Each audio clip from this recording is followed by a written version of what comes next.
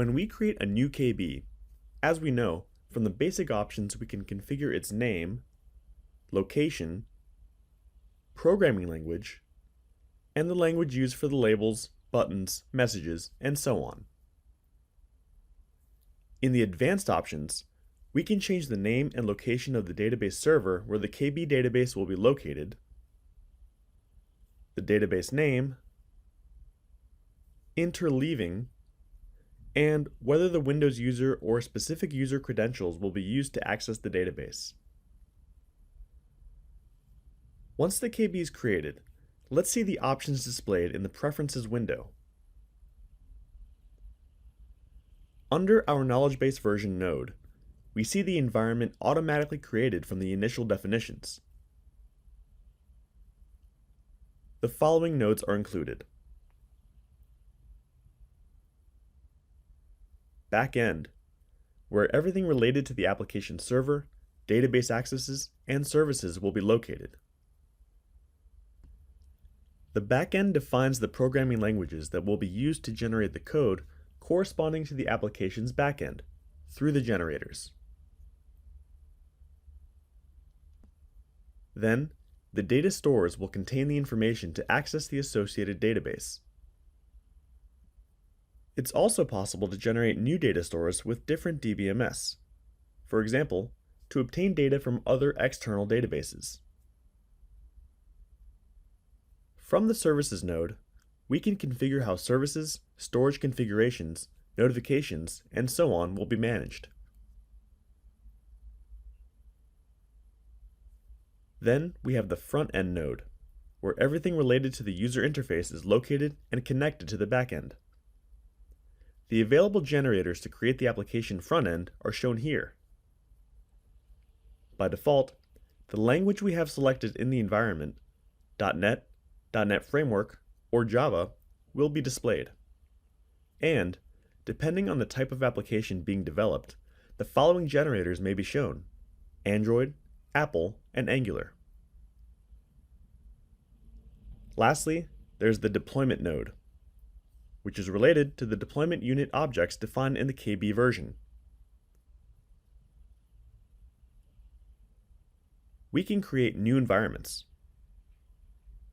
For example, in developments where we have a test environment and a production environment, we need to have more than one environment. Let's suppose we create a new one with Java Generator and Oracle Database, and we want it to be the default generator for our application. We can either set it to be the default environment when we create the environment, or we can do it later by right-clicking on the desired environment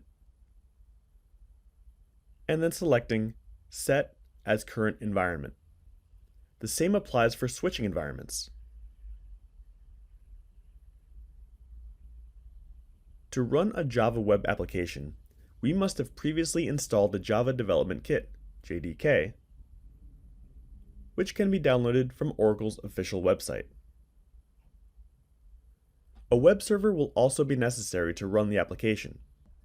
In this case, we'll use Apache Tomcat, an open source software that can be downloaded from its official website.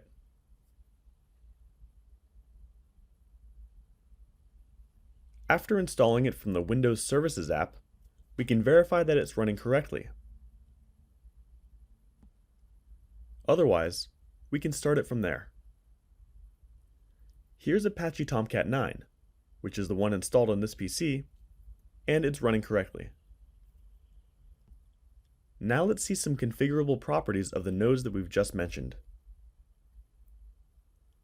In the KB version node, one of the properties shown is called Enable Integrated Security. This property determines whether the generated application will manage security through GAM, Genexus Access Manager. By default, it's set to false. We can also find properties that have an impact on the application interface. For example, it's possible to set the theme or design system object to be applied by default to the different transaction and/or web panel objects we create. However, later on from each of these objects, we can specify which theme or design system object to apply to it. We can also define the master page that will be applied by default, which points to the RWD master page object. As with the previous property, each transaction and web panel will be able to configure this property independently. We'll also be able to configure some properties related to the validations performed on the client side, such as the stop on error property. By default, it's set to no, but if it's changed to yes, when the rules that we've defined are validated in a form and an incorrect entry is found, the focus will be kept on that field until it's corrected. It does not allow moving on to the next one without correcting it. Also, we'll be able to define the position of the validation messages, among other configurations. The default section contains the automatic refresh property, which is set to yes by default. As a result, when we have a grid and changes are made to any variable that's being used by the load event, the refresh event, or the grid conditions, the grid will be automatically refreshed without the need for the user to do it manually.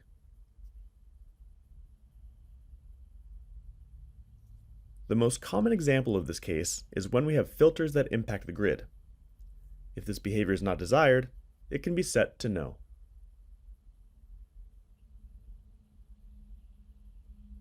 In the KB environment node, in the environment section, we can change the platform for which the application will be generated, web or Windows.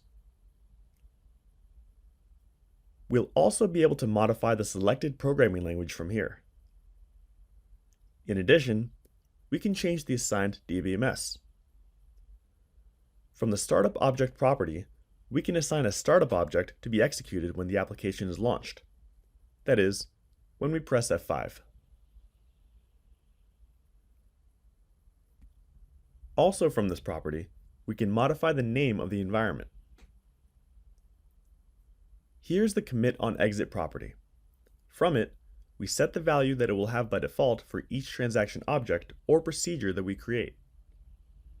By default, it's set to yes, which means that the generated program executes a commit at the end of the logical unit of work, the LUW. If we change it to no, this commit will not be performed. There's also a property called encrypt URL parameters. With this property, we can allow or deny the encryption of the parameters sent to a URL and set security levels when using the encryption of parameters between web objects. By default, it's set to no, which means that the parameters in the URL of web objects will not be encrypted.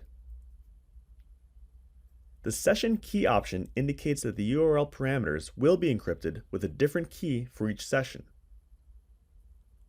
Encryption is done using local cookies. This value provides a higher level of security, but does not allow shared URLs. This means that a user will not be able to send a URL with parameters to another user. The reason is that the URL will not work because the corresponding cookie is required for decryption. The last option is site key. If we select this, the parameters in the URL of the web objects will be encrypted, but the encryption key will be the same for the entire site. In this case, cookies are not used. This implies a lower level of security, but makes it easier to transfer links. The protocol specification property allows specifying the protocol under which the application or web services will be executed. By default, it'll be accessible via HTTP, but we can change it to HTTPS. If we leave it unspecified, the application does not apply any protocol, so HTTP or HTTPS can be both used to access it. In each generator, we also have several configurable properties, and they depend on the language selected. Let's see some of .NET, for example. We can specify the platform on which the application will be generated, or Windows. By means of these properties, we can configure the detail of the information that will be saved in the log, with a scale from 0 to 6, where 0 is the off option, that is, no logs will be made, and option 6, all, will record all the information possible. The reorganized server table property is used to indicate if the tables of the model are going to be reorganized or not by the generator that we've assigned as reorganizer of the model. By default, it's set to yes. If it's set to no, when the database impact analysis report indicates that the tables need to be reorganized, it'll be ignored by the generator. The transactional integrity property, set to yes by default, allows all transactions and procedures to be generated with transactional integrity. If otherwise desired, it can be changed to no. If we choose the Java generator, we have, for example, the compiler options property. Here we can include any valid property for the Java compiler, depending on its version. For more information about valid properties, we recommend accessing the information in Oracle's documentation website. These other properties, reorganization option, create database option, determine whether the database creation or reorganization process will have user intervention or will take other actions in the reorganization. The possible values are as follows. No GUI is the default and determines that no user intervention is allowed in these processes. For example, in case of running on a platform other than Windows that does not have a graphical interface, an error may occur during reorganization. In this way, with the no GUI command, we avoid the need to use the graphical interface and solve the error. Force. In Genexus, we have .gen and .exp extension files. .gen files are used to execute the reorganization, and .exp files are used to control if the reorganization was executed or not. With this command, the control over these files is not performed, and the creation or reorganization of the database is forced to be performed in any case. Its use is not recommended.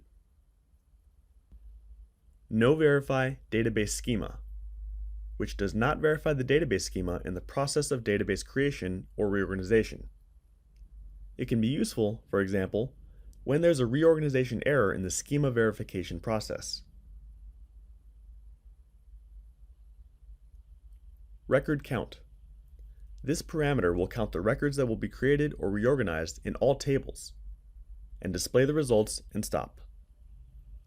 Instead of the Reorganize button, a Continue button will appear. This can be used to estimate how long the task may take. Ignore Resume. Let's suppose a reorganization was executed and failed. Then some changes are made to transactions that involve updating the database. After executing it, a new reorganization is required and another error occurs. That's because Genexus performs the reorganizations consecutively. If one reorganization fails and another reorganization is attempted, the previous reorganization will still be missing. Genexus provides routines to continue from the last execution of a reorganization before a failure. To avoid running these validation routines and run the reorganization process from the beginning, enter the Ignore Resume command.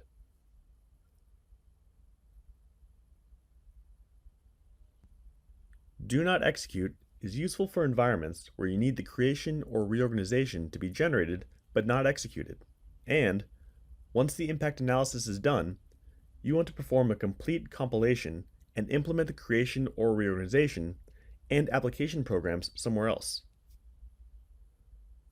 It should be noted that the commands can be combined by separating each option with a blank space. For example, if you want to combine the no GUI and force options, it would look like this. Other configurable properties are about the execution of our application.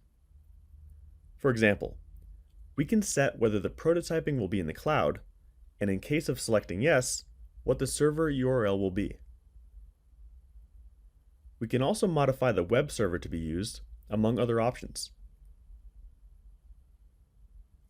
For the database generators, the properties also depend on the chosen generator. For example, in the case of SQL Server, we have the property Access Technology to set, which allows us to configure the possible technologies for accessing the database. For example, ADO.NET used in the .NET or .NET Framework generator, or JDBC for the Java generator. The properties enabled to be configured in connection information will depend on the selected one. In this section, we have, for example, the database name property, which is used when the environments need database names. It indicates the name of the database that will contain the tables and indexes of the application. We also have the server name property, which specifies the default name that will identify the database server. If this parameter is not specified, the generated programs will display a message on the screen requesting the system name to be entered at the time of establishing the connection. We can also specify the port that the instance will use to communicate and exchange data with the applications. The Connect to Server property allows controlling when the generated programs establish a connection with the database. The default option is at first request, which means that the application will try to establish the connection immediately after sending the first request to the database server. The other option is at application startup. In this case, the application will try to establish the connection as part of the initialization process, before the main object is displayed. An example to understand the difference could be when we have a procedure that performs calculations without a connection to the database. And, if a certain condition is met, it calls another procedure that does make a connection to the database. With at first request, a connection is established when the application is initialized, without knowing if the second procedure is going to be used or not.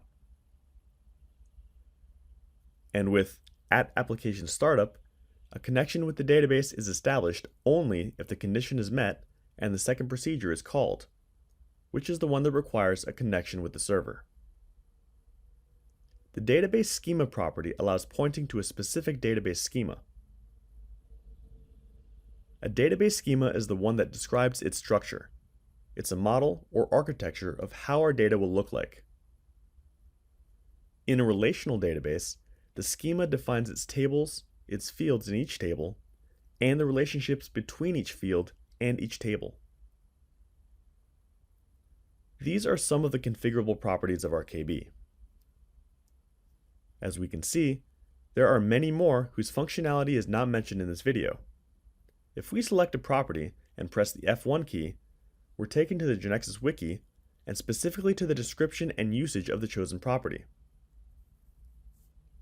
We can also visit the wiki and search by the name of the property. Note that the F1 key shortcut may not be available for some properties just yet.